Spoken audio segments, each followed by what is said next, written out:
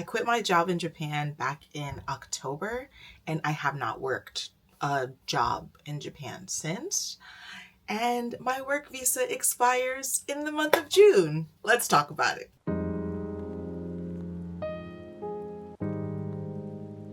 Now, first, let me say this video is in no way, shape, or form an endorsement of like visa fraud or like shirking your responsibilities to a country as a foreign resident. But it is my story that includes some helpful information on what to do if you're ever living abroad. Well, I guess more specifically in Japan, and you're on a work visa and suddenly you're out of work. So let's just get into it. Let's start why I left the job in the first place. So, as many of you know, I moved to Japan on a work visa because I was going to teach at an aw-peh-yeh-mee. And an aw-peh-yeh-mee is just like a private English tutoring company, right? Like most people are either working at aw-peh-yeh-mees or they're doing ALT, and ALT is when you work in a actual like Japanese school.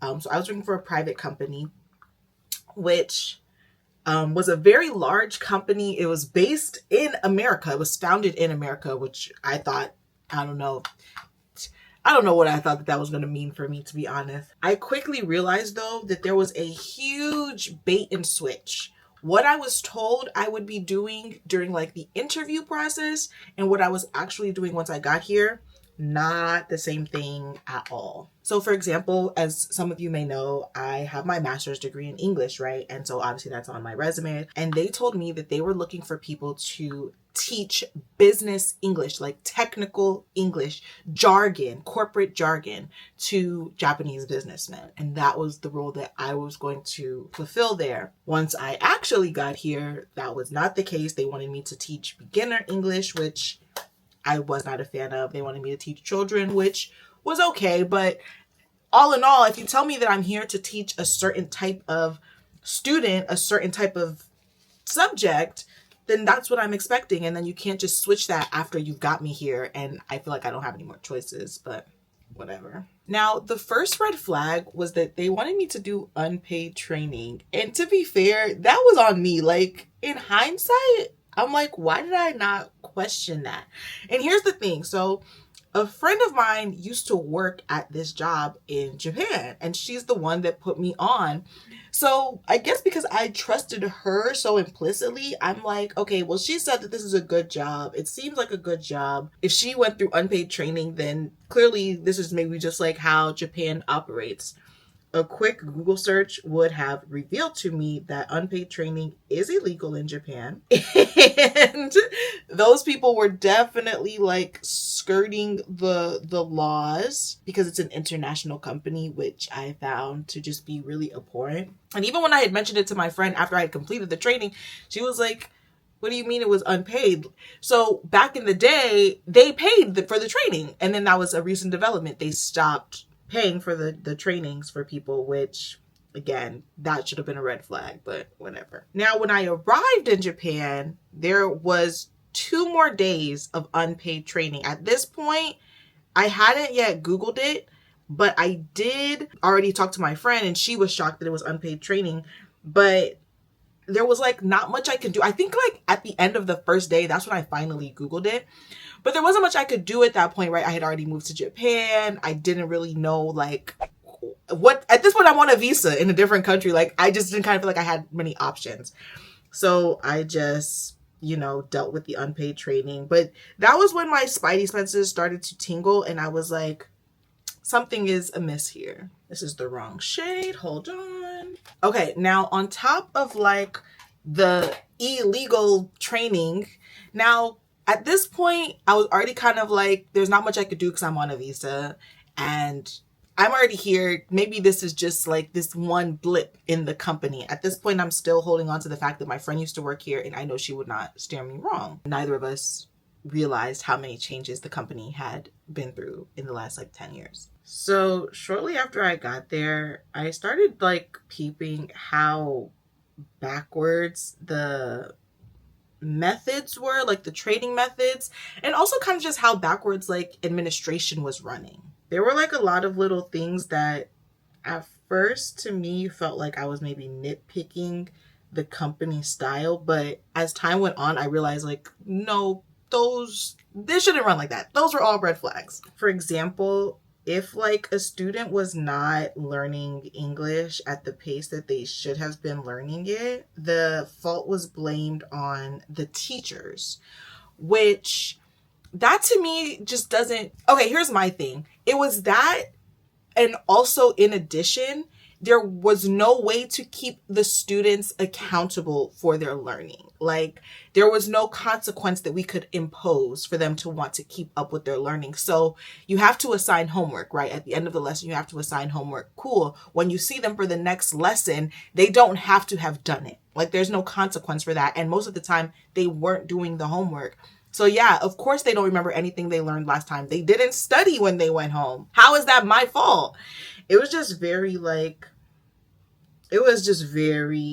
very butt booty backwards, the show. Also, make some noise for the stars of the show. In addition to how I felt about like the teaching methods and like the administration style, there was also some concerns just with like the work culture as well. The two main ones for me was the forced overtime. Now, back in America, I had never worked a job that salary work wasn't compensated accordingly.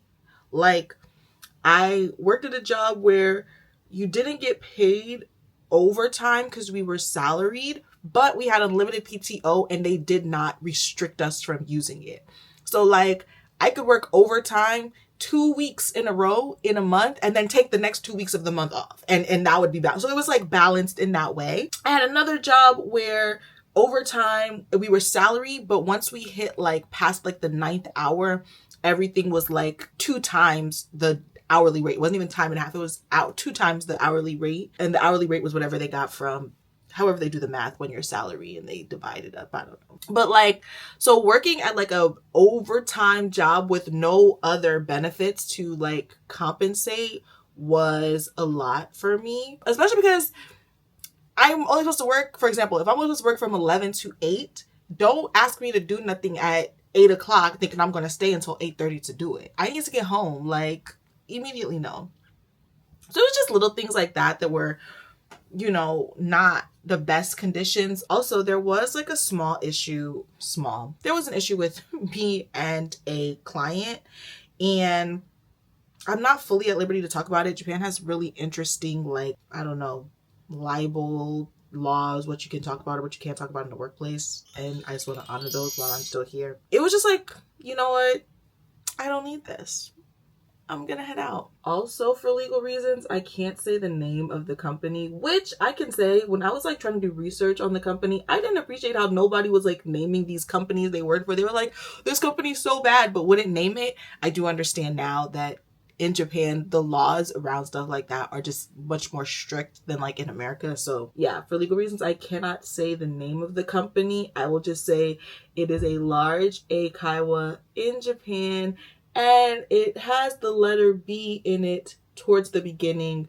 If you know, then you know.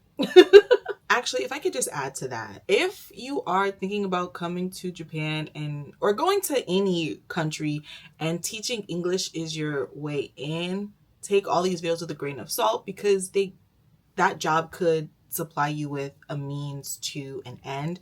And I don't want to discourage anybody. Like, despite all of these qualms that I am, you know, sharing right now about this company, I can honestly say, if I would have moved to Japan with maybe a different country, I don't know if I would have had the same coming in experience. I can genuinely say that there was a good amount of hand-holding, which in the moment felt like overkill, but like hold on.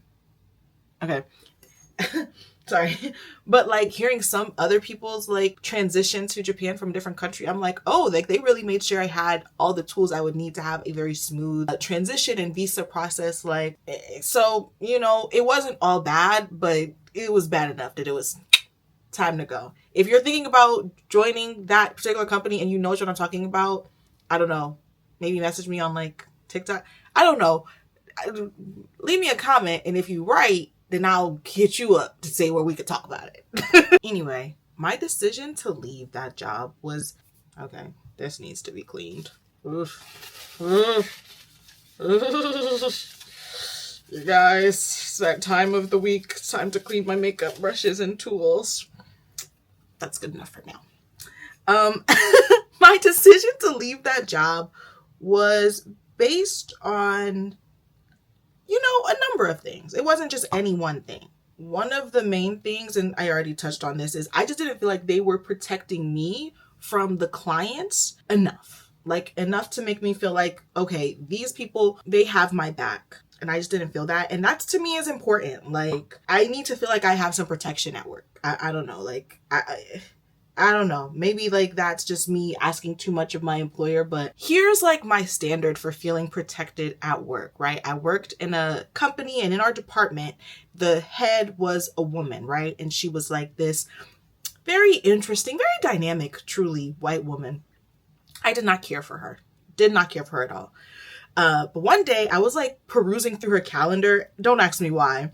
But I saw like the name of a friend that I knew from college as coming in to interview. And so I hit him up and I was like, oh my gosh, are you coming to interview here? Like, I work here. And he was like, how did you know that? And I was like, I was snooping on her calendar or whatever. So we laughed about it.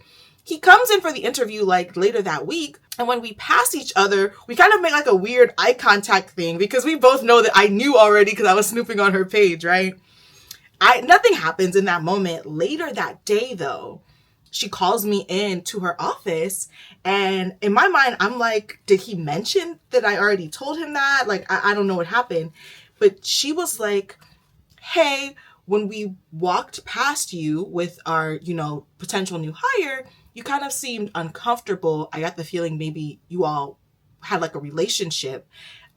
Did everything, and she was basically trying to figure out like, did everything work out? Are you comfortable with this person? Because we want to hire him, but I'm not going to hire him if he's going to make you feel uncomfortable. And I was like so blown away by that, right? Like at this point, this was like his third or fourth interview. Like this was his final interview because he was meeting with her. And I'm like, the fact that you all would not hire someone off the possibility that it could make me uncomfortable, like that's my standard for feeling protected at work, right? And this is not a woman that we didn't like each other. Like, it wasn't like she was doing this because we was cool. This is just like her standard of protecting her people. And that's like my standard for feeling protected at work. And so if I feel like a job cannot protect me at that same level, it's just like, I'm turned off. Like, I don't want to be there. In addition to not feeling protected from certain clients, I also just felt like, and this is no shade to them at all when I say this, but I also just feel like my coworkers were really miserable.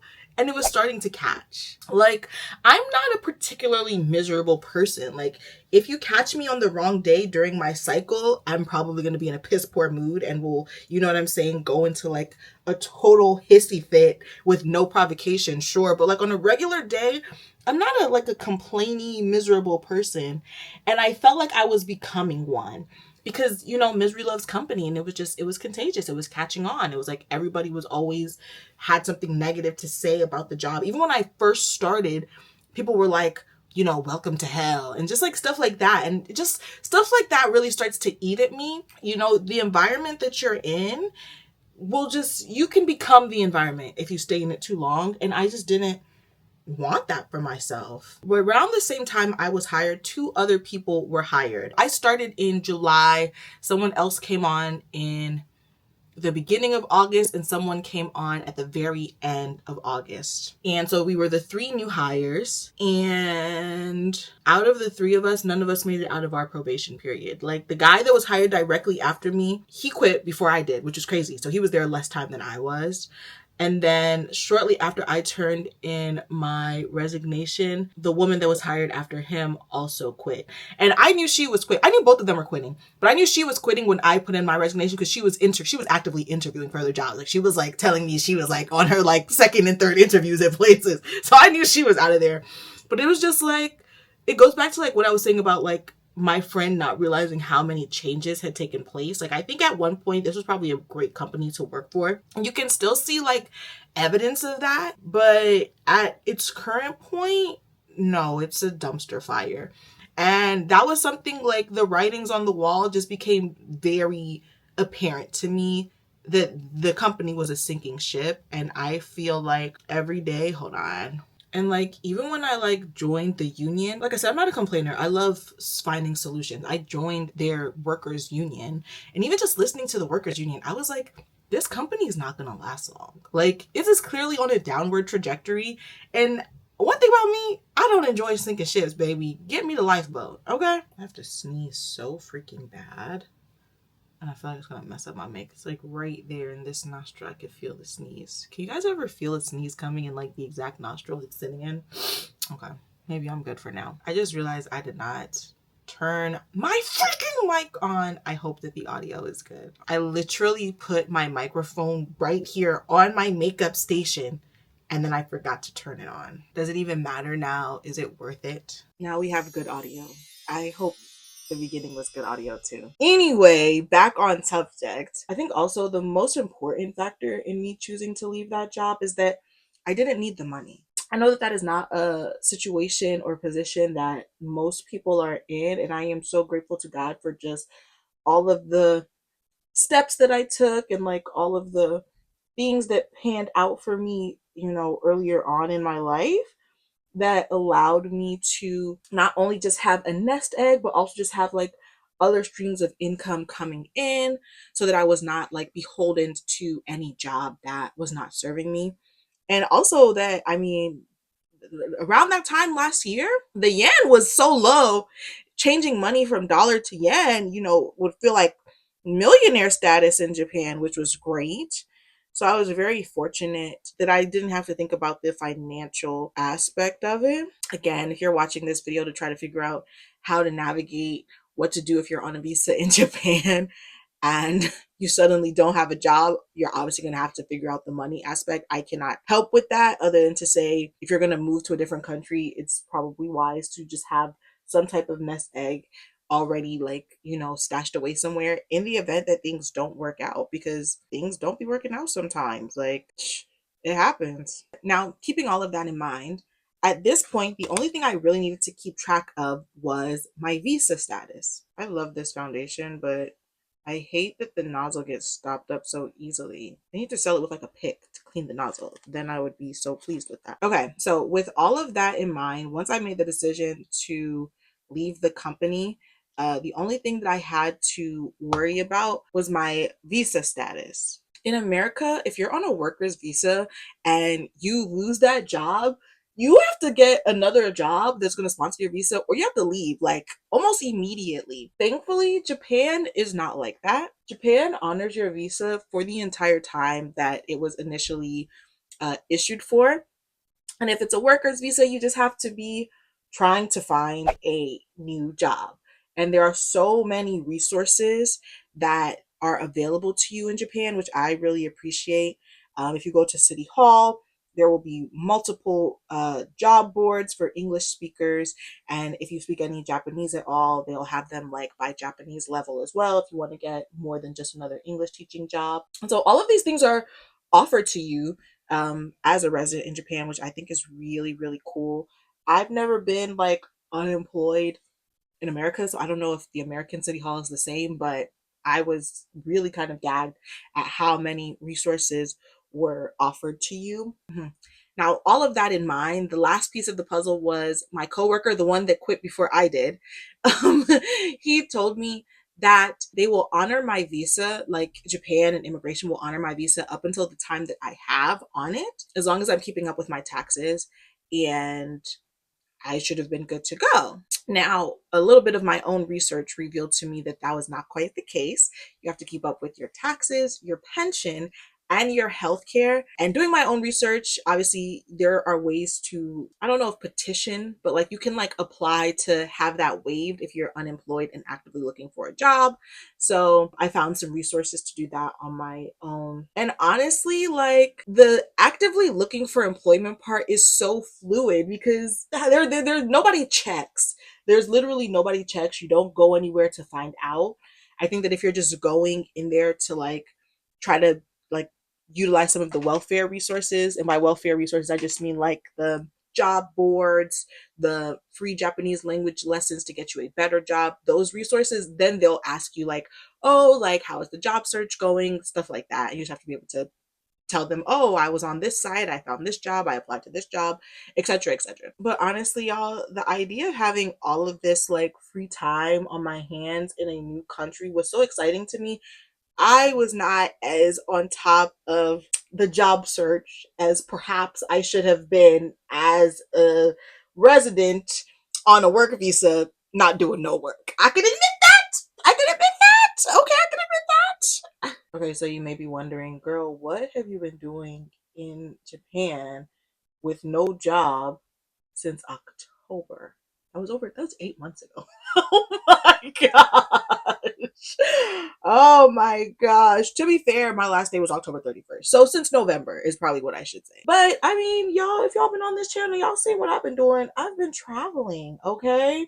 I was like, there's no better time for me to see Asia than when I'm already currently living in Asia. Like, my flight to Bali was like 200 USD, and my friend's flight to get to Bali from America was like 2,000. Okay. And my flight was like I think it was like 240, 250. And it came with checked bag.